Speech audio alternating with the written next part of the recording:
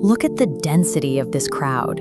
Every year, millions of people from every corner of the globe gather at this single point in Mecca, setting aside their homes and their status for a single reason. Your first step is a choice of intention. As this flowchart shows, there are 3 distinct paths: Ifrad, which is Hajj only; Qiran, combining Hajj and Umrah; and Tamattu, where you perform Umrah, return to normal, and then begin Hajj.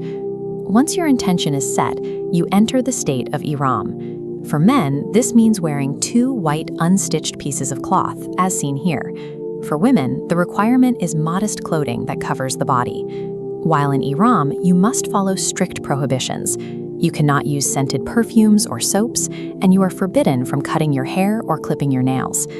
Because the climate is demanding, your packing list must be practical. You will need unscented soap, a sleeping bag for the ground, and Vaseline for chafing. An umbrella, like the one shading this crowd, is vital for protection from the direct sun. These rules exist to strip away worldly distinctions. When everyone wears the same simple cloth and follows the same restrictions, your social status disappears, leaving only the spiritual work ahead. The physical journey starts on the 8th of Dhul Hijjah. You will travel 5 miles from Mecca to reach the massive tent city of Mina. Your time in Mina is for prayer and rest. You will shorten your 4 rakat prayers, Zuhr, Asr, and Isha, to just 2 rakats each. You perform them at their scheduled times without combining them. A practical necessity in Mina is to memorize your tent number, or maktab, immediately. The sea of tents is identical and vast. You should also preserve your phone battery for essential communication.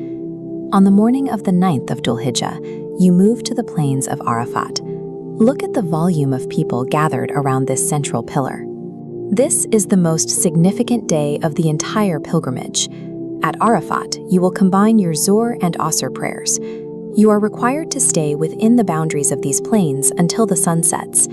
These hours are for intense supplication. This is your opportunity to seek forgiveness and speak directly to God through your own personal prayers. Arafat is the defining moment of Hajj. If a pilgrim does not reach these plains today, their entire pilgrimage is considered incomplete. After sunset at Arafat, you do not pray Maghrib yet. You must first travel to the valley of Muzdalifah. Upon arrival, you will combine your Maghrib and Isha prayers. As you can see here, there are no tents or beds in Muzdalifah. You will spend the night sleeping directly on the rocky earth. During the night, you have one specific task: collect between 49 and 70 small pebbles from the ground. You will use these for the stoning rituals that follow. Sleeping on the ground with millions of others serves as a reminder of human fragility. It is a night designed to be humbling, stripped of all modern comforts. The 10th of Dhul Hijjah is the most physically demanding day. After returning to Mina, you must complete 4 major tasks in a specific order. Task 1 is stoning the devil. You go to this large structure, Jamarat al-Aqaba, and throw 7 pebbles saying Allahu Akbar with each throw. Task 2 is the animal sacrifice, or Hadi. For most pilgrims today, this is handled through an automated voucher system organized by tour operators.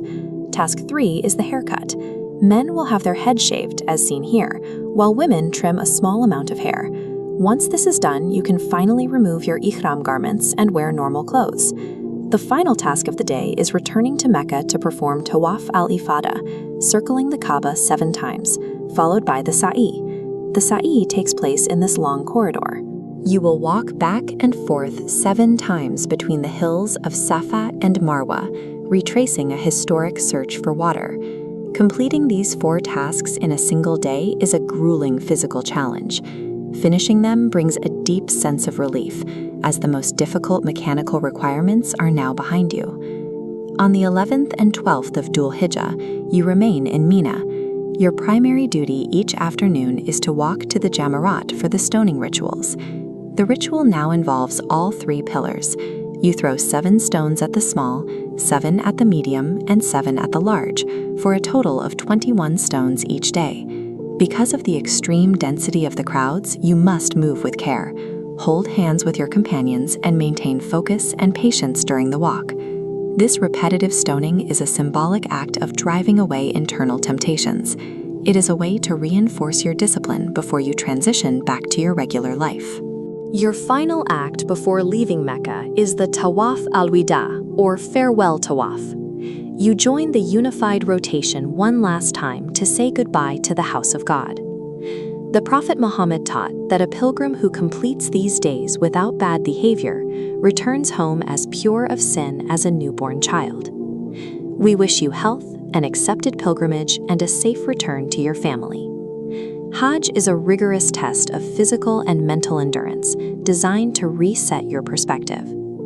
If this guide helped you understand the process, please share it to assist others as they prepare for these 6 critical days.